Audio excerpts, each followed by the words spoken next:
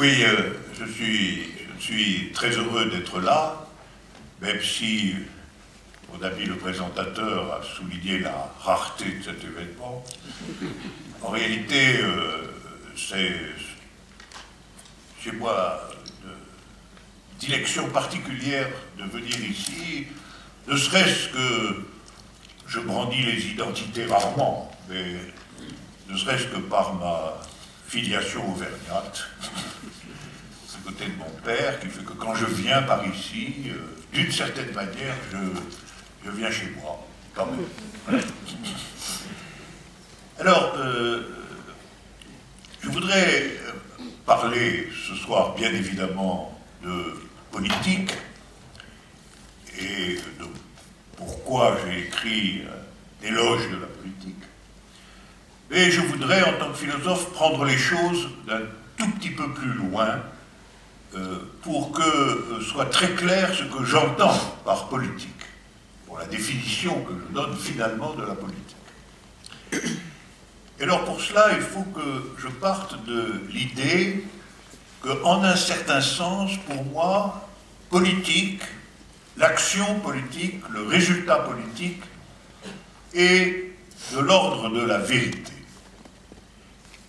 Disons en gros que la politique, c'est ce qui fait vérité quant à la capacité collective de remodeler, de reformer la société dans son ensemble. Alors, pour ça, je voudrais dire quelques mots sur ce que j'entends et ce que je prends comme exemple autour de ce mot, vérité. D'abord, je voudrais souligner que pour moi, il n'y a pas la vérité.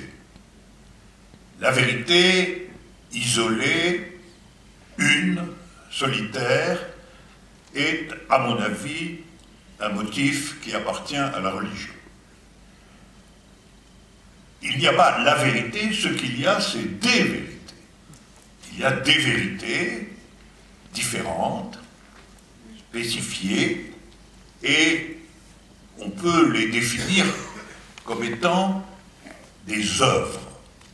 Toute vérité est une œuvre, c'est-à-dire les résultats, un résultat de l'action et de la pensée humaine. La caractéristique d'une vérité, c'est que bien qu'elle soit le résultat d'une action humaine située, singulière, elle a néanmoins une valeur universelle. Donc on appellera vérité toute forme de création humaine, localisée dans le temps et dans l'espace, qui, en dépit de cette localisation singulière, a en définitive une portée universelle. Alors, sur la base de cette définition, dont j'ai donné des explications techniques que je vous épargne, à partir de cette définition, je crois pouvoir distinguer 4 types différents de vérité. 4 formes, en quelque sorte, formes générales des vérités, en distinguant les vérités scientifiques, les vérités artistiques, les vérités politiques et les vérités amoureuses. Voilà. Alors, je voudrais, ne serait-ce que pour situer dans ce quatuor la politique, je voudrais très rapidement identifier, en quelque sorte, ces 4 types de vérités, l'une après l'autre. Alors, qu'est-ce que c'est qu'une vérité scientifique? Commençons très brièvement. Une vérité scientifique, ça consiste à rendre raison, à procéder à une explication d'un phénomène quelconque de l'univers en donnant la formule mathématique des lois auxquelles ce phénomène obéit.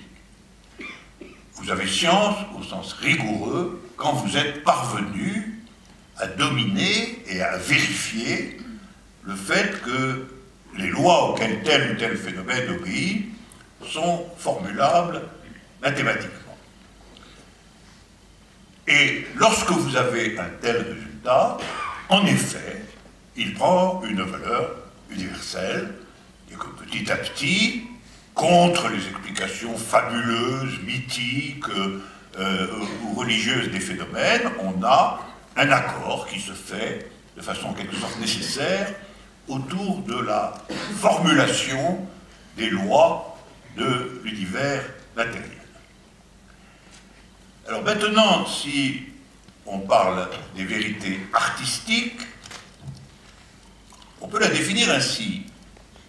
L'œuvre d'art est une sorte de création d'un ensemble, d'une totalité, qui est soit de caractère sensible, comme dans la peinture, la musique ou l'architecture, soit intellectuelle, écrite, comme l'est un grand roman, soit mixte. La poésie, par exemple, relève à la fois de la musique et de l'écriture. Il faut entendre le poème en même temps qu'il se lit. Le théâtre est écrit, mais il est en représentation visible. L'opéra est une synthèse de musique et de théâtre. Et quant au cinéma, il est la synthèse de toutes choses. Il est visible, il est sonore, il est textuel, il est théâtral. Voilà, alors on voit bien que dans tous les cas, on retrouve cette idée d'une présentation sensible ou intellectuelle, d'une totalité créée ou inventée, et là aussi, finalement, dans le déroulement de l'histoire, ces créations prennent une valeur universelle, ou, comme le disait Kant, à propos du beau, Kant disait le beau, c'est ce qui plaît universellement sans concept. Donc ce qui plaît à la sensibilité humaine en général. Maintenant, les vérités amoureuses. Alors, les vérités amoureuses, dont le repérage est très ancien, puisque on les trouve déjà dans l'œuvre de Platon, en réalité, les vérités amoureuses sont la création dans la vie d'un point de reconnaissance absolue de l'autre. Cette expérience est minimale, parce que c'est la reconnaissance absolue d'un autre. Néanmoins, c'est la matrice de toute expérience dans laquelle vous procédez à l'acceptation que la vie entière d'un autre soit en quelque manière liée, voire interne à la vôtre. Et donc l'amour a ceci d'universel qu'il est le porteur de la première expérience singulière d'une reconnaissance absolue de l'autre dans le champ existentiel. Naturellement, c'est une création aussi. Toute expérience amoureuse est l'objet d'inventions nécessaires, de crises graves, de problèmes résolus, et quand tout cela se fait, nous avons véritablement une création singulière à valeur universelle, qui est une reconnaissance absolue de l'autre, qui va faire modèle, en un certain sens, pour tout ce qui peut être de l'ordre de la reconnaissance absolue de l'autre. Voilà pourquoi, comme on le sait, les grandes histoires d'amour passionnent l'humanité, depuis toujours. Et c'est bien parce qu'elles ont, aux yeux de tout le monde, une signification universelle, à la fois dans leur drame et dans leur succès. Et enfin, j'en reviens à la politique, le point d'aujourd'hui. De quoi la politique fait-elle vérité? À mon sens, la politique fait vérité de ce qu'une collectivité humaine est capable de s'auto-organiser selon un principe de justice. C'est la définition que je donnerai ce soir de la politique. La capacité d'une collectivité humaine de s'auto-organiser selon un principe de justice. Alors finalement, on pourrait dire tout cela, ça se synthétise dans 4 mots. S'agissant de la vérité scientifique, exactitude, une appréhension exacte des lois des phénomènes naturels. Du côté de la vérité artistique, la beauté, qui plaît sans concept. Du côté de l'amour, la reconnaissance intégrale de l'autre, qu'on pourrait, d'une certaine manière, appeler générosité, générosité existentielle. Pas d'amour sans générosité, on le sait ça. Dès que l'amour est replié sur l'égoïsme, il commence à s'assécher. Donc, générosité au sens d'un mouvement qui accepte la vie entière de l'autre. Et, s'agissant de la politique, justice. Justice comme ce dont l'humanité est capable. Alors, venons-en maintenant à la politique, une fois qu'on l'a située dans cet ensemble des vérités, et prenons comme point de départ le mot justice. Il faut signaler d'abord que si on ne définit pas la politique à partir de la justice, on va nécessairement la définir à partir du pouvoir. C'est une grande opposition historique. En fait, politique a 2 sens. Soit la politique, c'est en fait l'exercice du pouvoir d'État, et plus généralement l'exercice du pouvoir, et la sélection des formes de ce pouvoir, la désignation des candidats au pouvoir. Mais en fin de compte, c'est une question de pouvoir. Et d'une certaine manière, dans cette définition, on doit admettre que le pouvoir est le but fondamental, voire exclusif de l'action politique. Et on doit pouvoir se convaincre que, de ce point de vue, les normes de la politique sont des normes exclusivement réalistes, c'est-à-dire qu'elles sont soumises aux lois de la conquête et de l'exercice du pouvoir, qui sont des lois concurrentielles et liées à des rapports de force. Et on va, au fond, vers l'analyse que Machiavel donne de la politique. À savoir, tous les moyens sont bons pour conquérir le pouvoir et pour l'exercer et pour s'y maintenir. Et la technique politique, la science politique, c'est la science de tout cela. C'est-à-dire quel est le système des manœuvres, des actions, des rapports de force qui permettent d'accéder au pouvoir et de le conserver contre les concurrents. Alors, l'inconvénient de cette vision, de cette seconde vision, c'est que la politique perdrait toute signification universelle. Si la politique est réductible à la question de l'exercice du pouvoir, et si cet exercice du pouvoir, au fond, n'a pas d'autre norme au bout du compte que lui-même, alors, évidemment, les actions politiques n'ont pas de signification universelle, et elles tombent dans la loi concurrentielle, où, en fin de compte, ce qu'il s'agit d'être, c'est vainqueur. Mais vainqueur du strict point de vue de la norme du pouvoir lui-même. Dans ce cas, la politique est d'une part une activité concurrentielle qui se ramène au rapport entre amis et ennemis, et ce rapport a pour enjeu l'exercice du pouvoir qui, classiquement, en définitive, est le pouvoir d'État.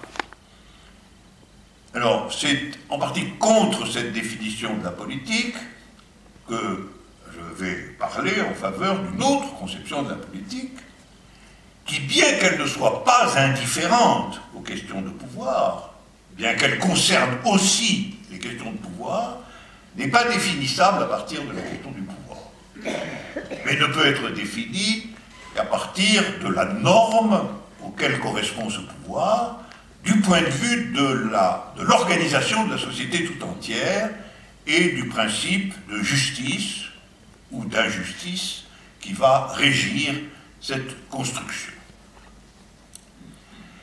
Alors, ce qui est apparu petit à petit dans l'histoire humaine, c'est que toute idée de la justice renvoie en définitive à une vision égalitaire. Et je voudrais insister sur ce point que,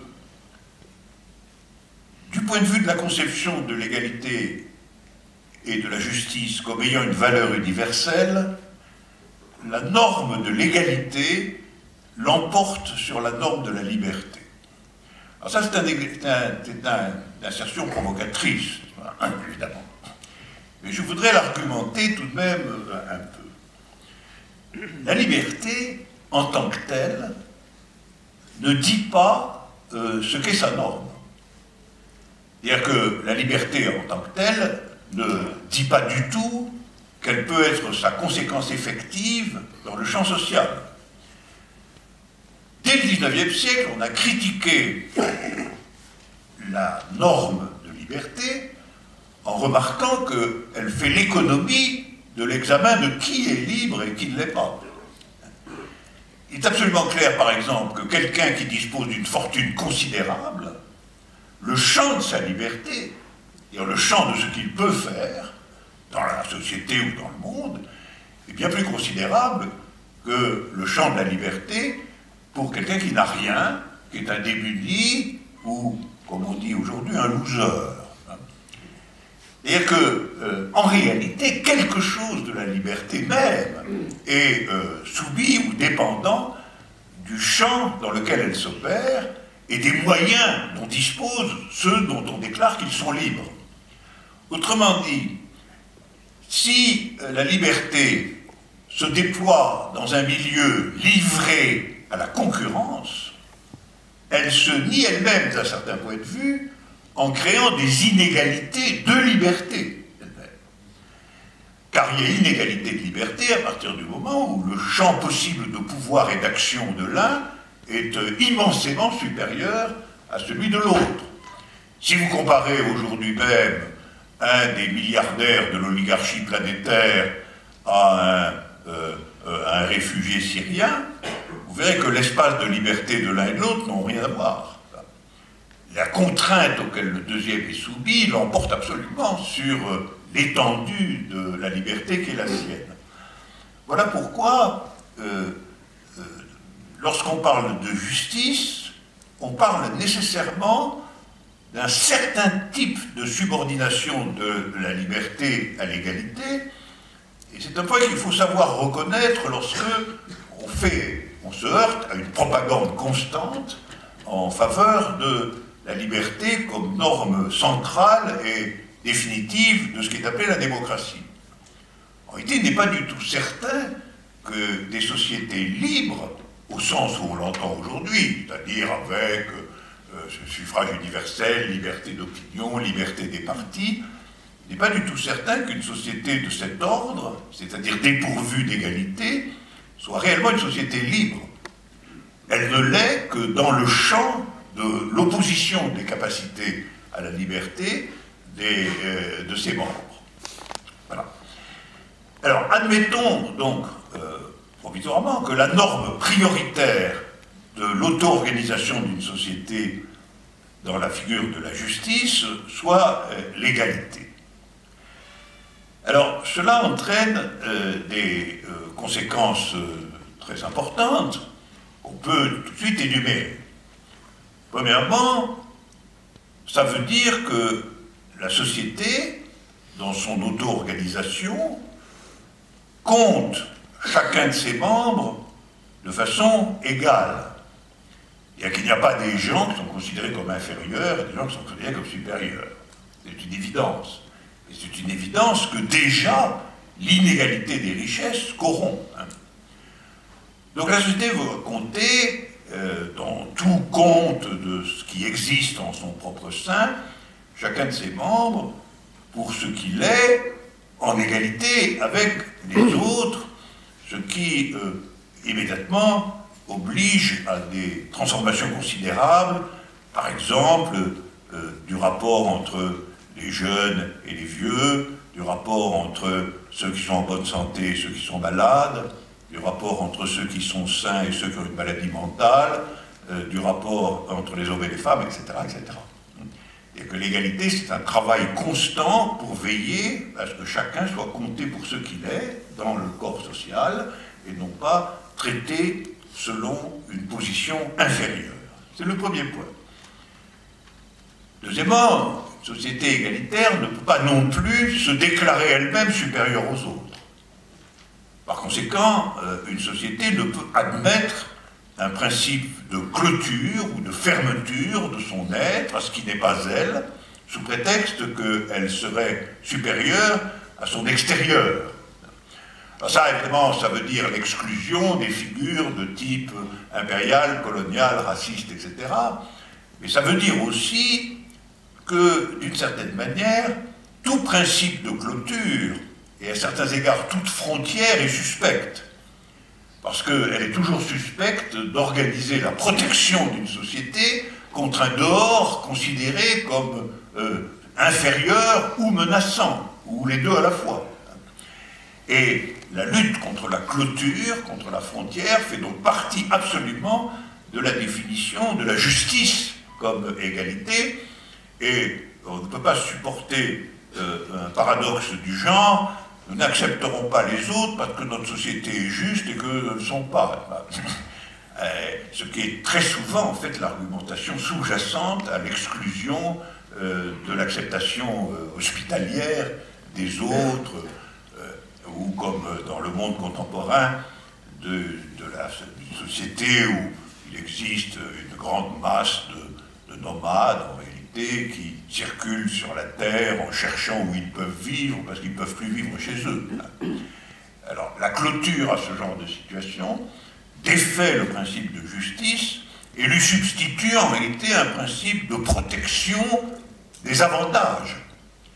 Parce que, si on réfléchit, l'idée d'interdire l'entrée de quelqu'un sous prétexte que, en réalité, il est en quête d'un principe de survie, c'est quand même considérer qu'il n'a qu'à se débrouiller. C'est-à-dire que nous ne sommes pas comptables du point de vue de notre propre monde intérieur, nous ne sommes pas comptables de ce qui lui arrive. C'est immédiatement contraire à la notion d'égalité et la corrompt nécessairement. C'est-à-dire que ça amène forcément à des énoncés comme il en surgit aujourd'hui, ici même, encore plus dans l'Europe de l'Est, etc., des énoncés, en fait, de supériorité nationale sur l'étranger. Or, le principe d'une supériorité nationale sur l'étranger est évidemment un principe qu'on ne peut pas admettre dans la figure égalitaire de la notion de justice. C'est en réalité un principe qui est toujours marqué par un principe de clôture et de domination.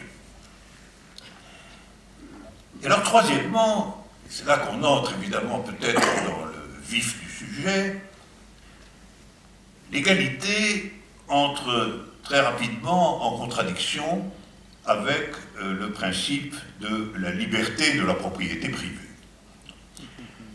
Alors ce point est un point absolument classique du marxisme et de sa descendance, et de beaucoup d'autres tendances aussi. On peut remarquer que cette suspicion à l'égard de la propriété privée est déjà présente chez Jean-Jacques Rousseau, dans le début du contrat social. Le premier qui a clôturé un champ et qui a dit « ceci est à moi », a été le premier grand corrupteur de l'humanité tout entière, finalement. C'est donc une filière qui a fait son apparition assez tard, mais aussi bien assez tôt. Parce que je voudrais rappeler ici que dans la République de Platon, c'est quand même bien avant Rousseau, dans la République de Platon, il est dit de façon impérative que ce qui est appelé les gardiens, c'est-à-dire en réalité les régents de la cité, doivent absolument disposer d'aucun bien. d'aucune propriété privée. Et donc, il y a une espèce de communisme minimal chez Platon, déjà, réservé sans doute à une aristocratie, mais qui, du point de vue des principes, affirme absolument la priorité de l'égalité intégrale.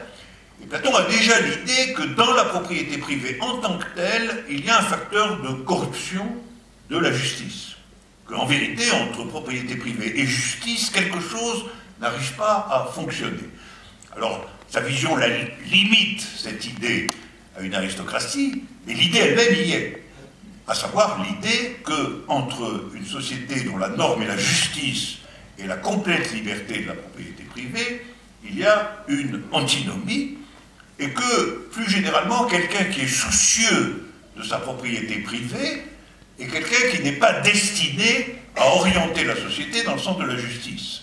Parce qu'il va se préoccuper prioritairement de la défense, de l'avantage que lui donne la propriété privée.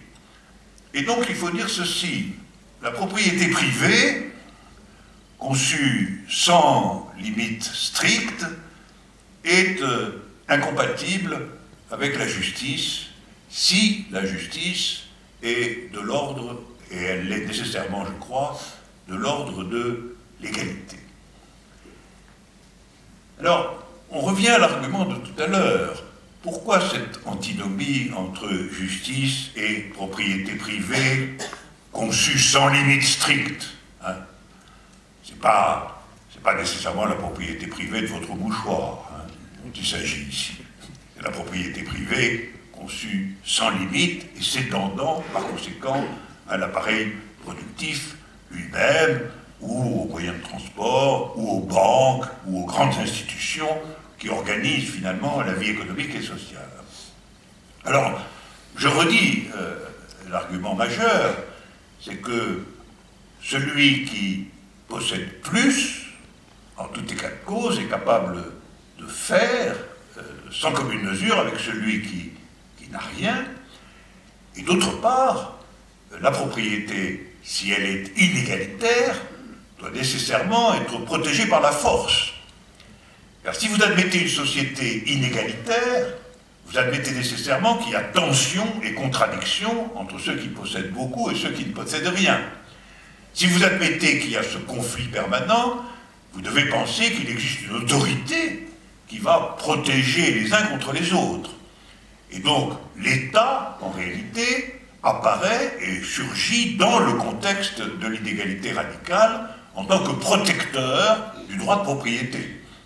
En fait, aussi loin qu'on remonte dans l'existence de l'État, c'est-à-dire quelques millénaires, malgré tout, on voit qu'en réalité, l'État a cette fonction absolument. Et, au fond, le premier crime que l'État punit, c'est le vol. Le vol, inévitable, évidemment, dans une société où les richesses sont concentrées et où la pauvreté est largement répandue. Hein.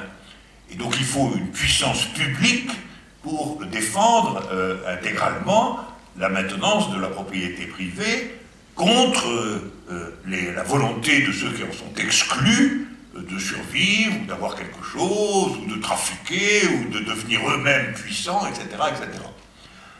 Alors, il est très important de maintenir cette idée, perdue de vue aujourd'hui très largement, que la fonction, à la fin des fins de l'État, c'est une fonction de défense de l'ordre établi, et en particulier de tolérer que se déploient des inégalités monstrueuses, à échelle planétaire ou nationale, entre les différents groupes humains qui constituent l'humanité tout entière, et que, si on regarde le fonctionnement ordinaire de l'État, on s'aperçoit que tel est bien l'essentiel de son activité, sous des vocables ou sous des noms qui peuvent varier.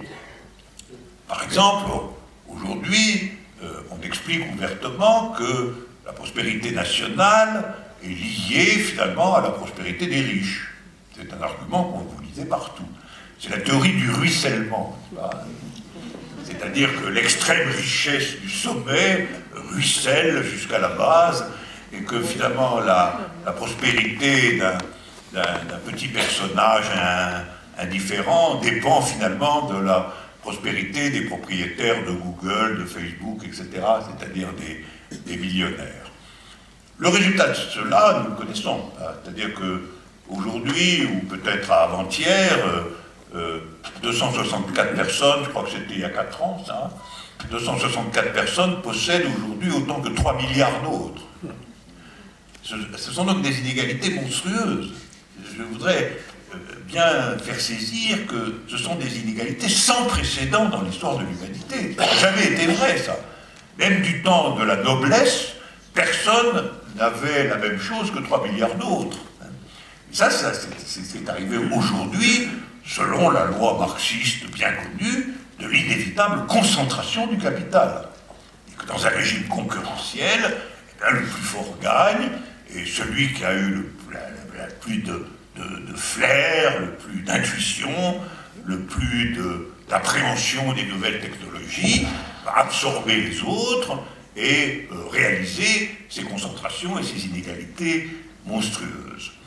Par conséquent, la figure connexe entre développement économique soumis à la concentration du capital et protection de cette concentration par les États ou par des complicités d'États. Par exemple, à l'heure actuelle, l'ensemble des institutions européennes protègent de façon extrêmement tatillonne cet ordre des choses, et la théorie générale du ruissellement, pas une théorie européenne installée. Tout cela, en un certain sens, signifie qu'est installée à une profondeur sans précédent la complicité entre les États et la distribution générale inégalitaire de la production des richesses qui, à une échelle planétaire, prend une allure absolument monstrueuse. Donc, la propriété privée est et demeure, au fond, la question principale au cœur du problème d'une société juste. Je pense qu'il faut nous réarmer de cette conviction qui est aujourd'hui masquée ou défaite par l'idée vague que la prospérité collective dépend du succès de quelques milliardaires. Idée qui, si on la regarde de près, est une idée insupportable, en réalité, et fallacieuse, mais qui est installée dans la figure d'une idéologie dominante aujourd'hui, pour la raison, précisément, que la justice n'est pas définie à partir de l'égalité, mais que la valeur politique principale constamment mise en avant est la liberté. Et, comme le disaient déjà les critiques du XIXe siècle, il s'agit de la liberté du renard dans le poulailler. C'est l'image qui était très, très constante au XIXe. Moi, je dirais même que maintenant, c'est plus qu'un renard. C'est plutôt un monstre dans un répertoire de poussins. Grandir les deux côtés. Et donc, finalement, on voit bien que une telle vision de la société, je reviens à mes prémices là, ne peut pas se targuer d'avoir une valeur universelle, puisque déjà en son propre sein, elle disqualifie toute valeur universelle, en prônant finalement des supériorités intrinsèques de classe qui sont dans un différentiel monstrueux. En proposant cela, elle est déjà extérieure à toute idée d'une œuvre universelle. Et donc le capitalisme aujourd'hui est mondialisé, mais cette mondialisation n'est pas du tout la mondialisation de quelque chose d'universel.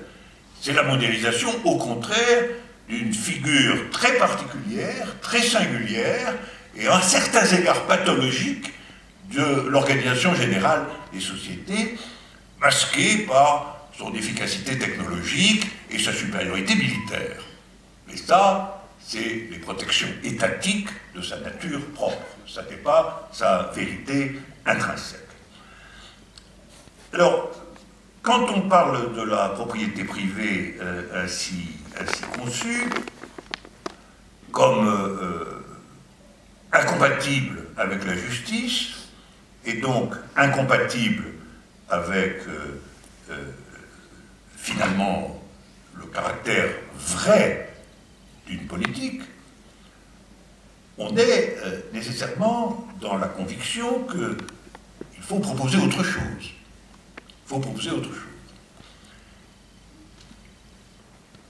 Alors, cette proposition, elle est présente dans l'histoire de l'humanité depuis assez longtemps. À la prendre dans sa version politique explicite, elle rôde déjà dans les aspects les plus à gauche de la Révolution française, en réalité. On peut dire que c'est là qu'elle apparaît dans la filière de Rousseau, précisément, puisque Rousseau était le grand maître après ça, des Robespierre ou de Saint-Just. Elle se déploie au grand jour avec les différents communismes du XIXe siècle, le communisme de Marx, mais aussi ce qui a été appelé les communismes utopiques, etc. Tous sont quand même dans l'idée égalitaire. Elle cherche à s'incarner dans des mouvements politiques effectifs, en particulier au XXe siècle. Et du point de vue de sa construction, elle est, pour l'instant, dans une situation d'échec relatif. Diagnostic. Autrement dit, le monde contemporain, je pense qu'il faut assumer cette vision des choses, le monde contemporain est fondamentalement injuste. Et il est scandaleux que cette injustice soit valorisée au nom du signifiant démocratie. Moi, je considère que démocratie, si ça signifie ce type d'injustice, ça ne peut pas être une valeur universelle. Ou si démocratie est une valeur universelle, alors ça signifie autre chose que ce type d'injustice. Et autre chose que les régimes politiques actuellement dominants en Occident. Alors ça, c'est sur la propriété privée. Je voudrais indiquer deux compléments, en quelque sorte, de cette analyse du caractère central de la propriété privée comme obstacle, en réalité, politique au sens de la justice. Le deuxième point, qui est corrélatif de cette inégalité, c'est évidemment la transmission familiale des biens. Parce qu'il faut bien voir que la transmission familiale des biens, lorsqu'elle concerne les concentrations dont nous parlons, consiste à maintenir en réalité les inégalités dans la même caste héréditaire. En réalité, le fait que l'hérédité, autrefois, était l'hérédité de la noblesse, et que l'hérédité est aujourd'hui l'hérédité des milliardaires, n'est pas un changement majeur. En tout état de cause, il s'agit d'une oligarchie héréditaire. Et on sait très bien que les fils des grandes fortunes, sans avoir à lever le moindre petit doigt, sinon passer le concours dans une école de commerce, hein, deviennent eux-mêmes des possesseurs de grandes richesses. Il n'y a pas de doute. Et donc, nous voyons que par le biais de la transmission familiale des biens, se perpétue, en réalité, l'idée d'une hérédité des inégalités. Et cette hérédité des inégalités qui scandalisait, d'une certaine manière, lorsque c'était celle du sang, de la noblesse. Et en fond, on pourrait être tout aussi scandalisé que le rejeton d'un magnat du ciment armé devienne lui-même un magnat du ciment armé, ou même un grand milliardaire de l'information électronique. On pourrait s'en scandaliser tout autant. Simplement, on ne le fait pas. Alors, on ne le fait pas pourquoi? Ça, c'est un point intéressant. C'est parce que, une fois de plus, on fait comme si la règle de la transmission familiale était une règle juste. Et l'examen de cette règle montre qu'elle n'est pas une règle juste. Elle est une règle de perpétuation des inégalités, et celui dont les parents n'ont rien n'aura rien. Voilà. Alors, quelle est la conclusion à tirer de cette affaire? La conclusion à tirer de cette affaire, c'est que malgré tout, il faut probablement mettre fin au régime général de la transmission familiale, avec toutes les précautions nécessaires, mais il n'est pas supportable qu'elle se maintienne dans une situation, en tout cas, fortement inégalitaire. Ce serait peut-être un peu différent dans une situation plus égalitaire, où les transmissions familiales s'équivaudraient, grosso modo, mais dans la situation actuelle, c'est une règle absolument qui reconduit, en fait, la figure de classe qui existait déjà dans la noblesse pour d'autres raisons, mais qui se perpétue aujourd'hui. Et alors, le troisième point, dont j'ai déjà dit un mot, c'est que l'égalité ne peut pas non plus admettre un État incontrôlé ou séparé qui finalement se voue principalement à la protection des inégalités elles-mêmes. De ce point de vue, tout de même, il faut regarder le passé historique. Il faut regarder le passé historique. Les États parlementaires de l'Occident, dans la période récente, c'est-à-dire depuis les années 80 à peu près, se sont tous manifestés comme adoptant, retournant, refaisant dogme de la protection de la propriété privée et de sa transmission familiale.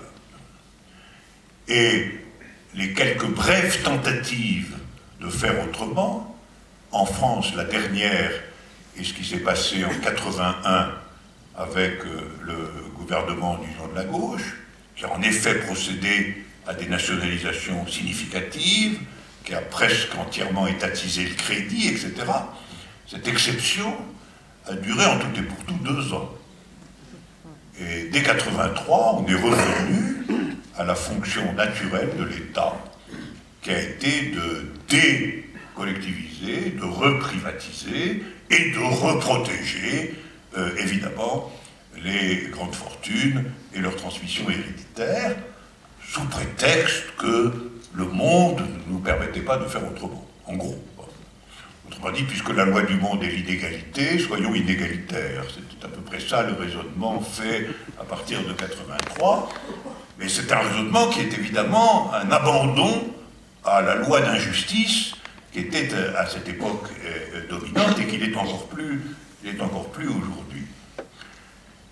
Et alors, si nous regardons l'ensemble de ces considérations, qu'est-ce que nous trouvons? Nous trouvons qu'une politique de justice est une politique qui doit sérieusement s'attaquer à la question de la propriété privée. Je voudrais rappeler que, sur ce point, Marx a des paroles extrêmement fortes qui sont non seulement théoriques, mais pratiques. Dans le manifeste du Parti communiste, Marx donne une définition, tente de donner une définition de qui sont les communistes. Alors, qui sont les communistes, pour Marx, c'est très intéressant. Ça ne veut pas dire qu'ils forment un parti, alors qu'il écrit le manifeste du Parti communiste. Mais dans cette définition des communistes, il dit que les communistes ne forment pas un parti séparé, justement. Et alors, qu'est-ce qu'ils sont s'ils ne sont pas un parti séparé? Eh bien, Marx donne plusieurs caractéristiques de qui sont les communistes. La première caractéristique, c'est qu'ils sont internationalistes. Voilà. C'est-à-dire que nous retrouvons ici le critère pas de clôture nationale. Pas de clôture nationale. Le communiste est celui qui, dans tout mouvement, dans toute figure d'organisation, défend, dit Marx, les intérêts qui ne sont pas réductibles aux intérêts nationaux. Alors, si quelque chose est strictement d'intérêt national, les communistes ne soutiendront pas véritablement ce dont il s'agit dans cette affaire. C'est la première caractéristique. C'est la caractéristique du fait qu'il n'y a justice que si vous rejetez les clôtures et fermetures identitaires. Et les identités en tant que telles, en particulier les identités nationales, langagières, religieuses, raciales, etc., ces identités ne doivent avoir aucune domination à aucun moment dans les processus politiques que les communistes soutiennent ou auxquels ils participent. C'est le premier point, très important. Le deuxième point, dit-il, c'est que les communistes essaient toujours de faire prévaloir le mouvement dans son ensemble. Autrement dit, ils ne sont pas paralysés par un objectif particulier. Si cet objectif particulier est significatif, ils vont soutenir le mouvement.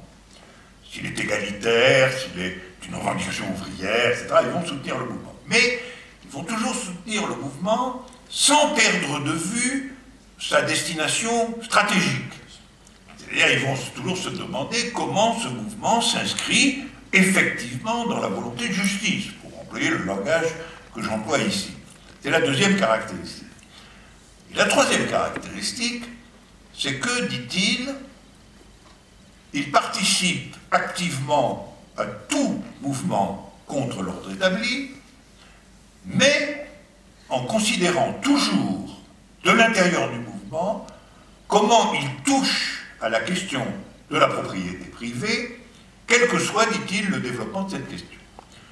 Alors je voudrais insister sur ces trois critères. Bon, le premier, c'est le critère de l'internationalisme pratique, c'est-à-dire pas simplement de l'organisation d'une internationale, mais à l'intérieur d'un mouvement, toujours prendre soin du fait que ça ne doit pas être les identités qui l'emportent, mais l'universalité, justement. C'est-à-dire que ce qui relève, ce qui est réductible à une identité particulière, n'a pas de valeur communiste par soi-même, et donc n'a pas de valeur de justice par soi-même, nous dit Marx. Le deuxième point, c'est un point, au fond, qui veut dire il faut toujours, dans la visée de la justice, faire prévaloir la stratégie sur la tactique. C'est-à-dire, un intérêt particulier peut être tactiquement intéressant, mais il faut toujours se demander quelle est sa position, quelle est sa place, quelle est sa fonction dans un développement stratégique véritable. Et la troisième caractéristique, elle porte sur le contenu.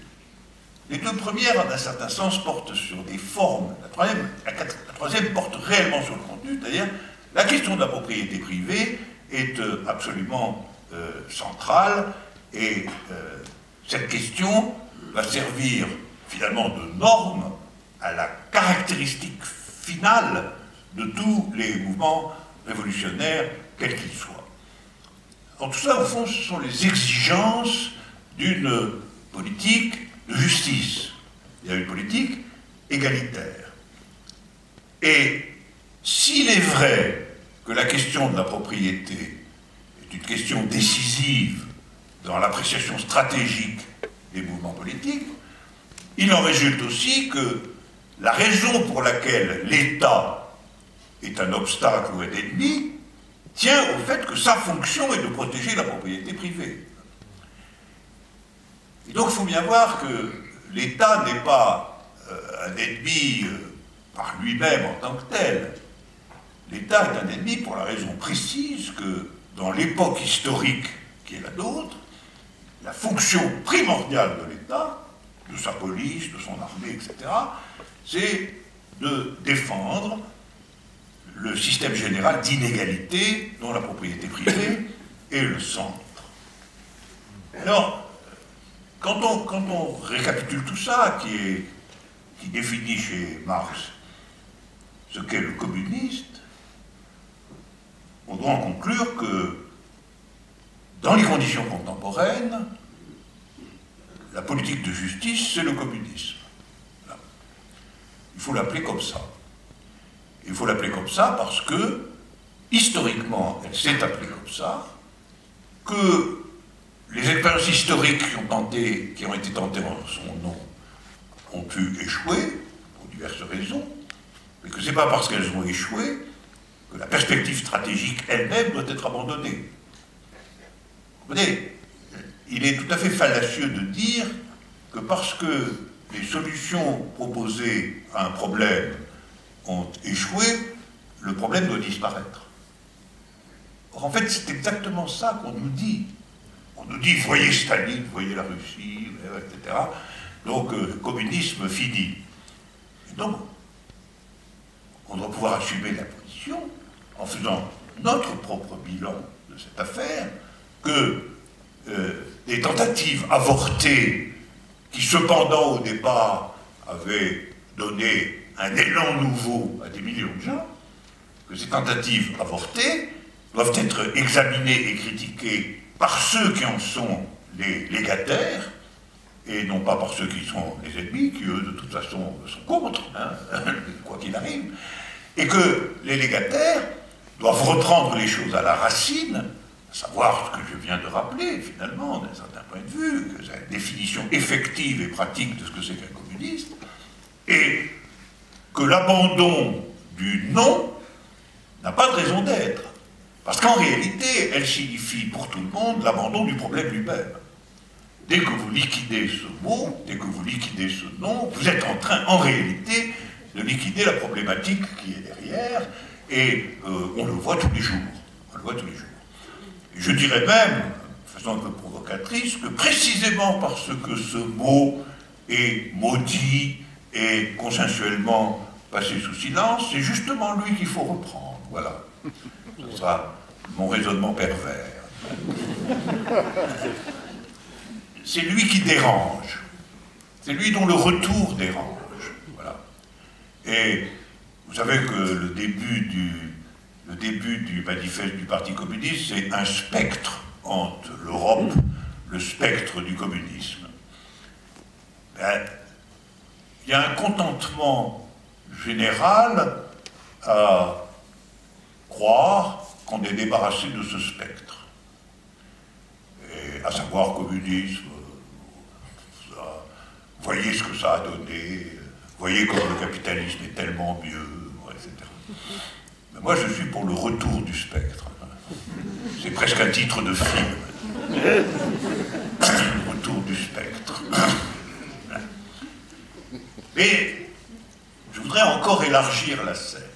Si on considère finalement les 3 points fondamentaux qui définissent la cible du communisme au sens de Marx, c'est-à-dire propriété privée, transmission familiale, État protecteur, protecteur de la propriété privée.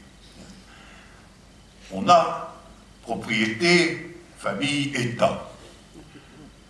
Ça nous rappelle un livre de Engels, là, pour le coup, qui a ce titre, précisément. La famille, la propriété et l'État. Mais alors, on se dit à ce moment-là, mais propriété, famille, État, ça n'est pas, à proprement parler, une caractérisation du capitalisme, ça. Parce qu'en vérité, c'est vrai depuis des milliers d'années. Propriété privée, famille, État. C'est vrai depuis que les sociétés sont organisées en sociétés de classe. C'est aussi pour ça que le manifeste de Marx commence par « Depuis l'origine de l'histoire, l'histoire a été l'histoire des classes et de la lutte des classes. » Donc, en un certain sens, la politique de justice, si elle consiste à aller au-delà du triangle propriété privée, famille, État, est en but à une pesanteur historique beaucoup plus grande que celle du capitalisme seul. Parce que le capitalisme seul, en réalité, il n'est pas vieux du tout. 3, 4, 5 siècles, c'est rien. Aujourd'hui, on pense que l'Homo sapiens existe depuis au moins 200 000 ans. Alors vous vous rendez compte, 4 siècles à partir de 200 000 ans, c'est pas grand-chose. Mais, par contre, propriété privée, famille, État, ça on sait à peu près précisément à quoi ça remonte à ce qui a été appelé la révolution néolithique. Il y a quelque chose qui s'est déplié, déployé, il y a probablement 5 ou 6 millénaires. Et donc, si en réalité l'obstacle à l'auto-organisation juste des sociétés contemporaine. C'est évidemment la lutte contre le capitalisme. Mais si le capitalisme n'est lui-même en vérité que la dernière forme moderne, technologisée, productive dans des conditions complètement différentes, mais néanmoins est la dernière forme de la société injuste constituée en tant que société de classe, en l'occurrence chez nous, prolétariat, bourgeoisie, petite bourgeoisie, laissons ça de côté, si en réalité elle est structurée fondamentalement par le trio de la concentration du capital, c'est-à-dire de la propriété privée des moyens de production à son échelon maximal, de la transmission héréditaire de cette propriété, l'héritage au sens large, et de l'État ou des États chargés de protéger tout cela. Ça peut d'ailleurs être des coalitions d'États, comme l'Europe par exemple, qui protègent en effet tout cela. Si c'est cela, ça veut dire que la politique de justice, ça consiste à sortir de tout ça, c'est-à-dire non pas seulement à sortir du capitalisme, mais à sortir de quelque chose qui a 5000 ans. Et alors là, on a une vision un peu plus large quand même. Hein. On a une vision un peu... On comprend que ça soit peut-être moins facile que ça n'en a l'air à certaines époques. Peut-être moins facile même que Marx lui-même a pu le penser à l'école des révolutions du XIXe siècle. On peut aussi comprendre qu'il est au fond assez normal que les premières tentatives de sortie de cette affaire n'aient pas été des réussites, faute d'avoir complètement mesuré l'ampleur extraordinaire, historiquement, de la tâche que ça constituait. On pouvait penser que la révolution russe était une modernisation socialiste de la société russe qui était largement encore féodale et archaïque, on peut penser des choses comme ça. Mais si en réalité l'ébranlement fondamental du trio propriété privée, famille et État est aussi la sortie de plusieurs millénaires d'existence de l'humanité, on se dit que quand même 70 ans de tentatives communistes, c'est pas beaucoup. Et cet échec au bout de 70 ans, il doit être pris pour ce qu'il est.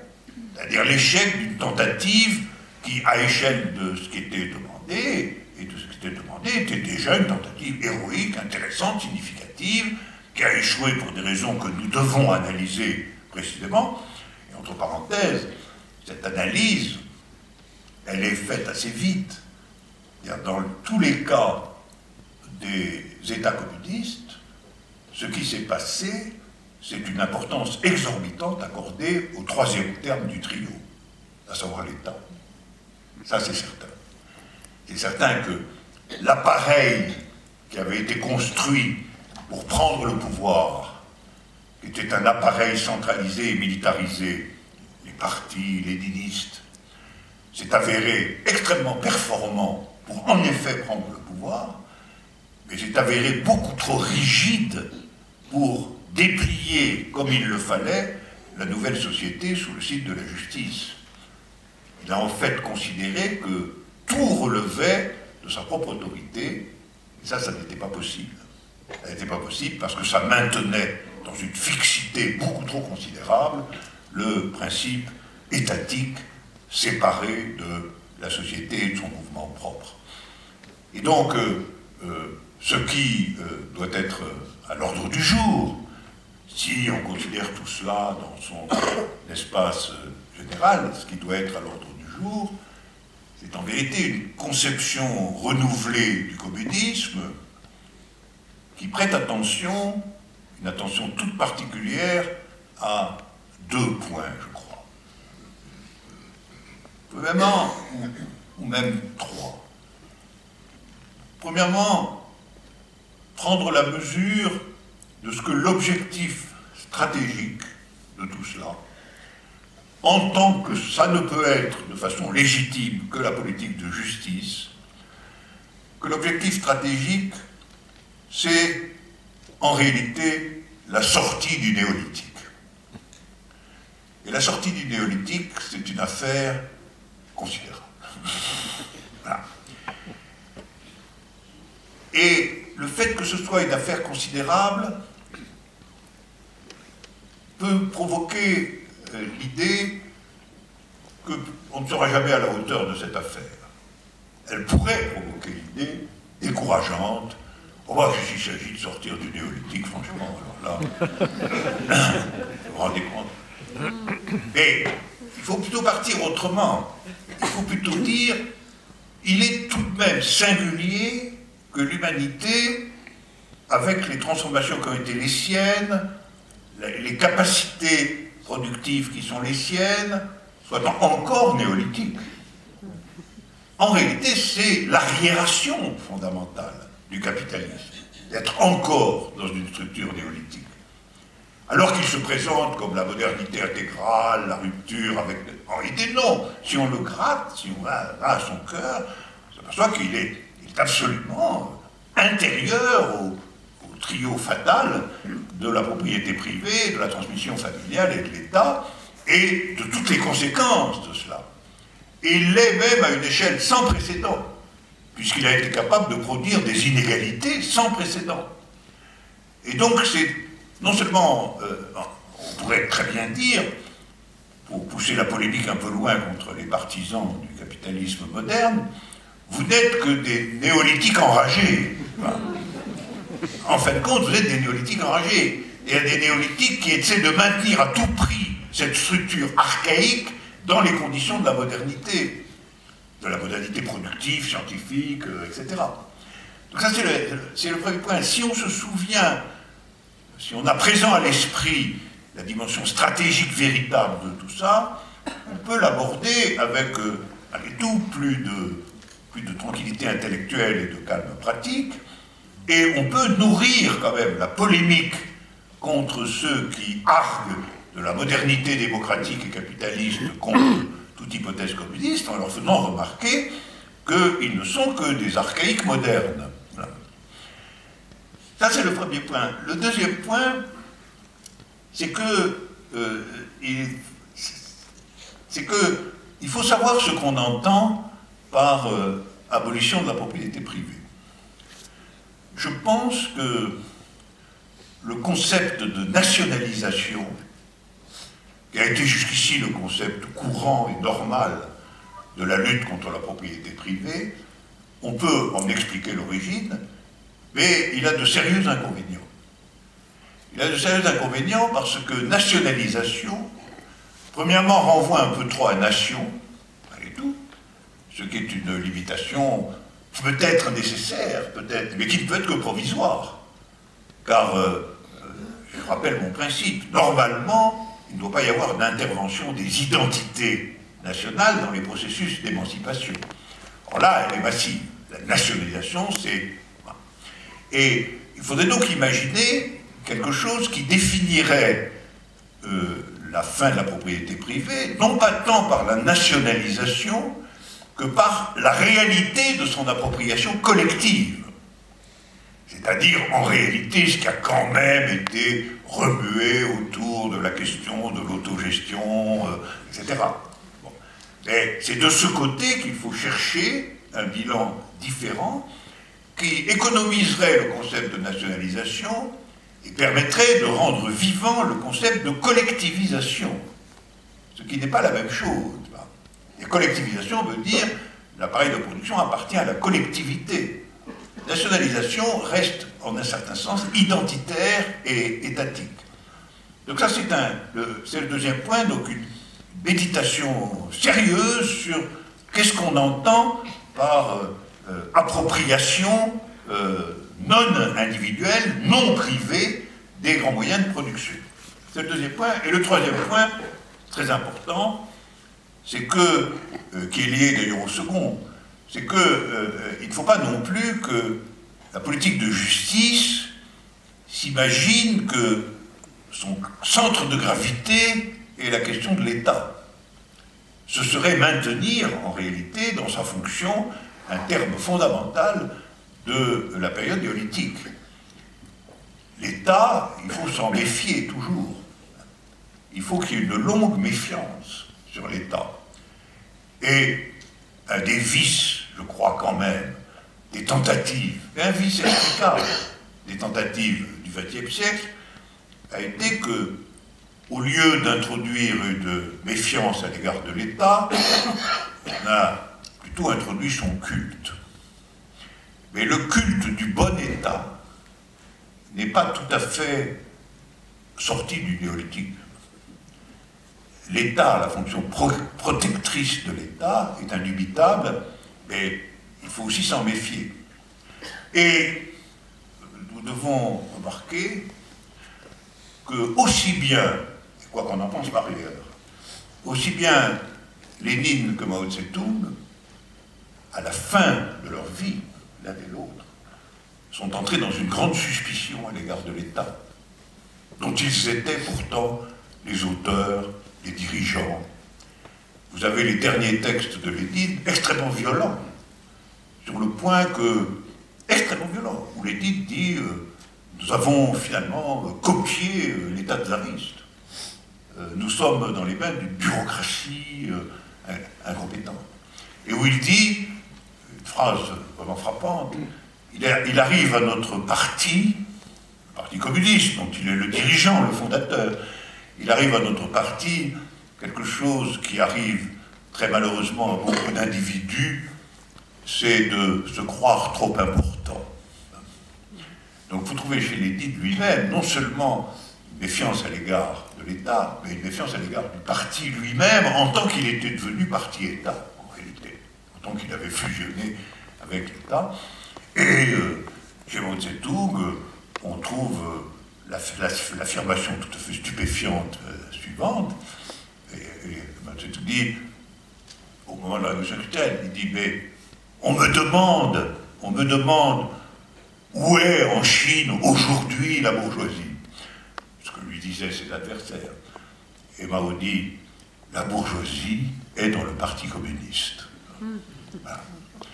Et donc ça, si on prend ces deux enseignements tout à fait spectaculaires, puisqu'ils sont ceux des dirigeants des révolutions concernées, on s'aperçoit, et c'est mon troisième point, que la suspicion à l'égard de l'État est la troisième prudence. Et donc, pour récapituler, si il s'agit de, premièrement, prendre garde à l'ampleur stratégique de l'affaire, de la politique de justice. Si, deuxièmement, il s'agit dans ce cadre de contrôler de façon renouvelée ce que veut dire en réalité abolition de la propriété privée. Et encore une fois, je pense que ça n'est pas du tout réductible à nationalisation. C'est bien plus complexe. C'est collectivisation dont il s'agit et il faut en trouver les formes. Si enfin on voit que, à supposer même, et c'est probable, que la conquête du pouvoir d'État soit une nécessité, il n'en reste pas moins qu'il faut aussitôt se soucier de ce que Marx appelait son dépérissement. C'est-à-dire aussitôt se soucier de ce que la gestion centralisée des affaires soit remise progressivement aux mains des collectivités elles-mêmes.